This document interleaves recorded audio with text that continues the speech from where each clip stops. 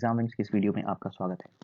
Employ state insurance corporation ने अभी 3800 plus vacancies for UDC, MTS और स्टेनो के लिए निकाला है। ये एक बहुत ही अच्छी अपॉर्चुनिटी है वो सारे स्टूडेंट्स के लिए जो एसएससी या फिर बैंकिंग की प्रिपरेशन कर रहे हैं। अब ये क्यों दोनों ही तरह के एस्पिरेंट्स के लिए अच्छी है, ये सारी चीज़ें हम इस वीडियो में बात करेंगे। साथ ही साथ हम देखेंगे कि किन लोगों को ये फॉर्म भरना चाहिए और ये फॉर्म क्या हम कई जगह से भर सकते हैं, इनकी प्रोफाइल क्या होगी, प्रीवियस ईयर क्या कट ऑफ था और एग्जामिनेशन पैटर्न क्या होने वाला है। क्यों मैं कह रहा हूँ कि ये दोनों ही एस्पिरेंट्स के लिए अच्छा है। अगर आपने चैनल को लाइक सब्सक्राइब नहीं किया है तो अभी तुरंत इसको सब्सक्राइब करिए, वीडियो को लाइक करिए और ज़्यादा से ज़्यादा इसको शेयर करिए। साथ ही साथ आप हमको टेलीग्राम, फेसबुक, ट्विटर और इंस्टा पे भी फॉलो कर सकते हैं ताकि आप कोई भी नोटिफिकेशन मिस ना करें और आपकी कोई भी क्वेरी हो आप वो वहाँ पोस्ट कर सकते हैं। लेट्स स्टार्ट पहले क्वेरी से। पहला डाउट जो इस समय सबसे ज़्यादा स्टूडेंट्स को हो रहा है, can I fill multiple forms. जैसा कि ये अलग अलग पोस्ट के लिए आया है, जैसा कि UDC plus steno plus MTS, तो यस आप फिल कर सकते हैं। अलग अलग आपको फॉर्म फिल करना होगा, यूडीसी का, स्टेनो का, एमटीएस का। मतलब आप एक फॉर्म में तीनों चीज़ें नहीं भर सकते, आपको 3 अलग अलग फॉर्म फिल करने होंगे। उसके बाद नेक्स्ट बात आती है कि आप क्या ये फॉर्म कहीं से भी भर सकते हो, किसी भी स्टेट से। Can I fill from any state, कहीं से भी भर सकते हो। ऑप्शन इसका भी आंसर जो है वो यस है। लेकिन इस चीज़ का ध्यान रखना है कि जो यूडीसी का फॉर्म फिल कर रहे हैं या स्टेनो का या एमटीएस का, आप एक ही बार फिल कर सकते हो। अगर आपने दिल्ली से फिल किया है तो आप नेक्स्ट टाइम पे अलग स्टेट से लाइक महाराष्ट्र से नहीं फिल कर सकते हो। आप ऐसा कर सकते हो कि आप यूडीसी दिल्ली से भर दो, स्टेनो यूपी से भर दो, एमटीएस बिहार से भर दो। ऐसा ऐसा कर सकते हो, अलग अलग जगह से भर सकते हो, लेकिन एक पोस्ट एक ही बार आप फिल कर सकते हो। इस चीज़ का बहुत ध्यान रखना। लेकिन ये काम भी मत करना क्योंकि दिक्कत ये आएगी आपको सबसे ज़्यादा कि सेंटर कहाँ पड़ेगा आपको आइडिया नहीं है। तो पता चला कि आपको बहुत ज़्यादा भागना दौड़ना पड़ रहा है और वो इम्पॉसिबल हो जाएगा, आपका पेपर छूटेगा। इससे अच्छा है कि ऐसा काम नहीं करें।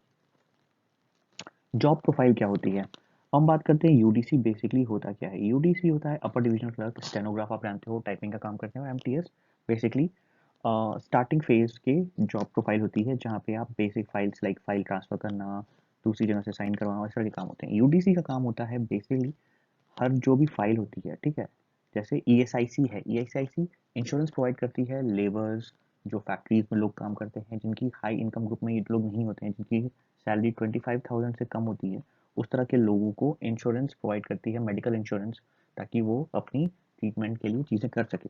तो यूडीसी पे का काम होता है वो सारी फाइल्स देखना, पेपर चेक करना, अप्रूवल देना, ये सारी चीज़ें, इस तरह का काम के लिए आगे फाइल बढ़ाना यूडीसी का काम होता है। और इसी तरह स्टेनो का काम होता है टाइपिंग करना, सारी फाइल्स प्रिपेयर करना, सारे डॉक्यूमेंट्स प्रिपेयर करना। अब लास्ट ईयर की कट ऑफ की अगर हम बात करें तो पिछली बार फेज 1 की जो कट ऑफ गई थी वो 145 से 165 गई थी। अलग अलग स्टेट वाइज मैं बता रहा हूँ आपको, कट ऑफ अलग अलग गई थी। कुछ जगहों पे जहाँ जहाँ सीट्स ज़्यादा थी वहाँ कट ऑफ कम गई थी, जहाँ सीट कम थी वहाँ कट ऑफ हाई थी। तो अब फेज 2 की अगर हम बात करें तो फेज 2 में भी कट ऑफ 150 168 गई थी। अब इतनी ज़्यादा क्यों जाती है, ये ही बात एसएससी और बैंकिंग के पॉइंट पे आएगी जो मैं आपको आगे बताऊंगा भी, ठीक है। अब बात करते हैं कि ये भाई मैं क्यों कह रहा हूँ कि बैंक और एसएससी दोनों ही एस्पिरेंट को ये फॉर्म फिल करना है, क्यों this is a bumper vacancy और क्यों ये गोल्डन अपॉर्चुनिटी है। क्यों? क्योंकि इसका जो पैटर्न है वो कम वो पैटर्न है बैंक का और एसएससी का। तो अगर आप एसएससी के लिए प्रिपेयर कर रहे हो तो कुछ चीज़ें आप एक्स्ट्रा करके इसको तैयार कर सकते हो। अगर आप बैंक की प्रिपरेशन कर रहे हो तो कुछ चीज़ें आप एक्स्ट्रा करके इसके लिए तैयार कर सकते हो। तो इसीलिए इसका कट ऑफ भी थोड़ा हाई जाता है, क्योंकि यहाँ पे चीज़ें बहुत हाई और टफ लेवल की नहीं होती हैं।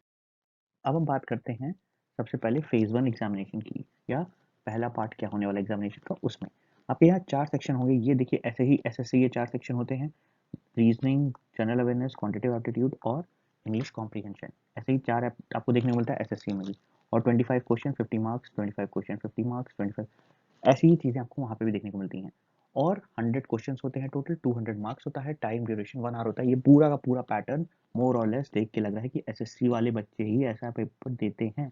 बट अब बात कहाँ डिफरेंस आ जाती है, बात आ जाती है डिफरेंस यहाँ पे इन 3 सेक्शंस में। बेसिकली जहाँ पे डिफरेंस आता है वो है रीजनिंग, क्वांटिटेटिव एप्टीट्यूड और इंग्लिश कॉम्प्रिहेंशन, जो कि बेसिकली बैंक लेवल का होता है।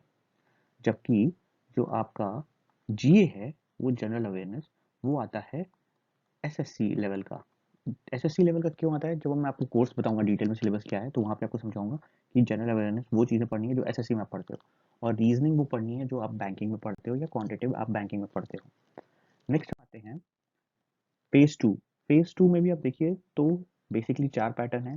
अब ये पैटर्न बेसिकली हो जाता है पूरी तरह से बैंक का जो मेंस होता है उस तरह से कि 4 सेक्शंस हैं, 50-50 क्वेश्चंस हैं, 200 नंबर का आपका पेपर हो रहा है, 200 मार्क्स का पेपर है, 200 क्वेश्चंस हैं, 2 आवर है।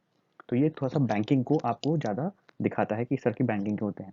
तो पहला फेज एसएससी जैसा, दूसरा फेज बैंकिंग जैसा। और जो जनरल अवेयरनेस मैंने आपको पहले बताया कि वो एसएससी लेवल की होने वाली है इस सेक्शन में, वो कैसे होगी अभी मैं आपको जब कोर्स समझाऊंगा ना तो वो आपको कायदे समझ में आएगा।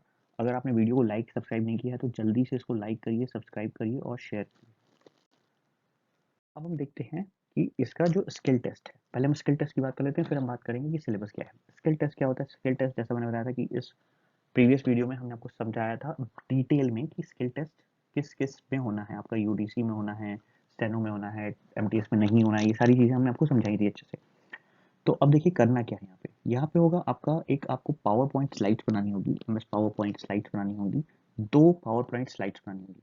उसके बाद आपका एक टाइपिंग का टेस्ट होगा वर्ड फॉर्मेट में, एमएस वर्ड में, और आपको एक एक्सेल की शीट बनानी होगी, कहाँ पे? एमएस एक्सेल में। तो ये बेसिकली कंप्यूटर का टेस्ट है आपका। आपको कंप्यूटर टेस्ट इसलिए देना है क्योंकि यहाँ पे सारा काम कंप्यूटर पे होता है। आपको अच्छे से टाइपिंग आनी चाहिए, आपको ठीक ठाक से स्लाइड्स बनाने आनी चाहिए, ये सारी चीज़ें आपको वहाँ जरूरत पड़ेंगी, इसलिए वो टेस्ट लेते हैं। और इतना पढ़ने के लिए और इसको क्वालिफाई करने के लिए यू नीड 7 डेज ओनली। अगर आप 7 दिन इसको पढ़ लोगे आपका हो जाएगा। आप अगर ज़ीरो हो कंप्यूटर में तब की बात बता रहा हूँ, आप 7 डेज में इसको अच्छे से कर सकते हो। अगर आप इंटरेस्टेड हो तो कमेंट सेक्शन में मेंशन करिए, हम इसके लिए आपका एक छोटा सा कंप्यूटर का स्पेशल कोर्स लॉन्च कर देंगे आपके लिए, जो आपको ये सारी चीज़ें कवर कर लेगा। बट आपको बताना होगा कि क्या इस तरह के स्टूडेंट्स इंटरेस्टेड हैं जिनको इस चीज़ की ज़रूरत है। अगर नहीं है तो फिर हम इस चीज़ को नहीं फॉरवर्ड करेंगे।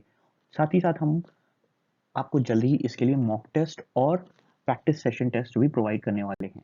तो अपने इंटरेस्ट को आप शो करो, आपके क्वेरीज को आप कमेंट सेक्शन में मेंशन करो, ताकि वो सारी चीज़ें हम आपको प्रोवाइड कर सकें।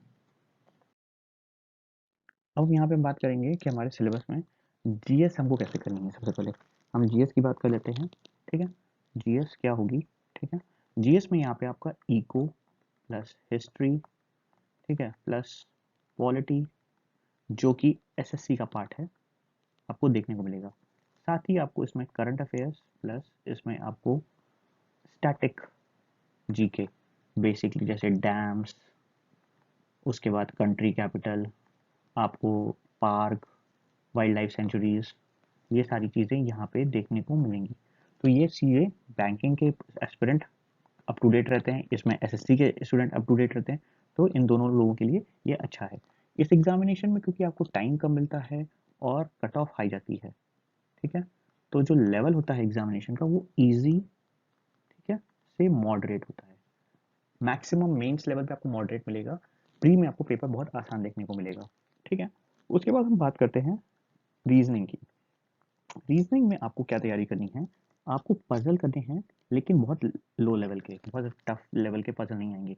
यहाँ आपको ब्लड रिलेशनशिप देखने को मिलेगा, आपको कुछ हद तक कैलेंडर के क्वेश्चन देखने को मिल सकते हैं, ठीक है। उसके बाद आपको इसमें ये देखने को मिल सकता है डायरेक्शन के क्वेश्चंस, प्लस आपको आ सकता है अल्फा न्यूमेरिकल,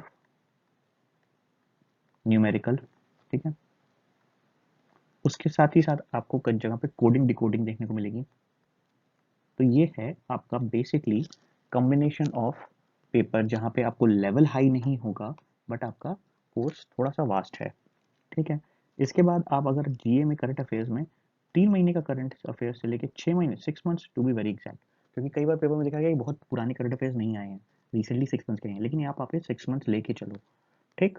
क्वांट की बात करते हैं।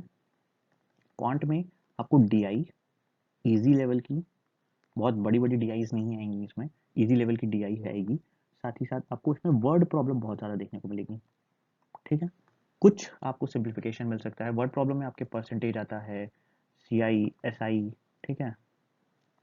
उसके बाद आपका एवरेज, वर्क पावर के क्वेश्चंस, स्पीड, टाइम, डिस्टेंस के क्वेश्चन, उसके साथ साथ आपको बोर्ड के क्वेश्चन, ठीक है, स्ट्रीम्स के क्वेश्चन, इस तरह के क्वेश्चन आपको देखने को मिलेंगे, पार्टनरशिप के क्वेश्चंस, इस तरह के क्वेश्चंस आपको यहाँ पे क्वांट में देखने को मिलेगा। इंग्लिश में इसमें वोकैब पे फोकस होता है, जो कि आपकी अच्छे तरीके से होनी चाहिए। साथ ही साथ आपको रीडिंग कॉम्प्रिहेंशन, क्लोज टेस्ट और एरर, ये कुछ ऐसे टॉपिक हैं जहाँ पे आपके अच्छे होने चाहिए।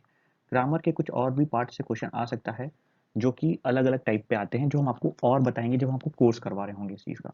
अगर आप इसके फुल फ्लेज कोर्स में भी इंटरेस्टेड हो कि आप किसी पर्टिकुलर सब्जेक्ट के बारे में समझना चाहते हो कि इसको कैसे प्रिपेयर करना है, आप कमेंट सेक्शन में बताइए, हम आपको उस चीज़ के लिए अलग से गाइड करेंगे। साथ ही साथ आप अपनी तैयारी शुरू कर दो एग्जामिनेशन के लिए। टाइम अब ये मत सोचो कि 15 तारीख तक, फरवरी तक फॉर्म भरने का है, तो आराम से इसके लिए तैयारी कर सकते हैं। ऐसा कुछ नहीं है, आपको जल्दी से जल्दी तैयारी कंप्लीट करनी है और इस पेपर को कंफर्म निकालना है। एसएससी स्टूडेंट के लिए एक बहुत अच्छी अपॉर्चुनिटी इसलिए है कि एसएससी में आप देखते हो टाइम बहुत लगता है एग्जामिनेशन फाइनल होने में, फॉर्म आने में 2-3 साल का, ठीक है। लेकिन यहाँ इस पर्टिकुलर एग्जामिनेशन में 2022 में ही आपके पास जॉब होगी, आप ऑफिस जाना शुरू कर दोगे 2022 में। तो अगर आपको ये सीरियसली, अगर आपको तुरंत जॉब चाहिए तो इस फॉर्म को डेफिनेटली भरो। जो भी डाउट्स हो पूछो।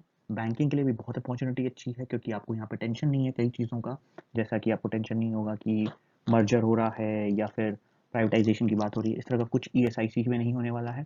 तो आप रिलैक्स होकर जॉब कर सकते हो, सेंट्रल गवर्नमेंट की जॉब है, बहुत अच्छी अपॉर्चुनिटी है सबके लिए, इसको यूज़ करिए। और जो भी डाउट हो आप कमेंट सेक्शन में पूछो। Thank you very much.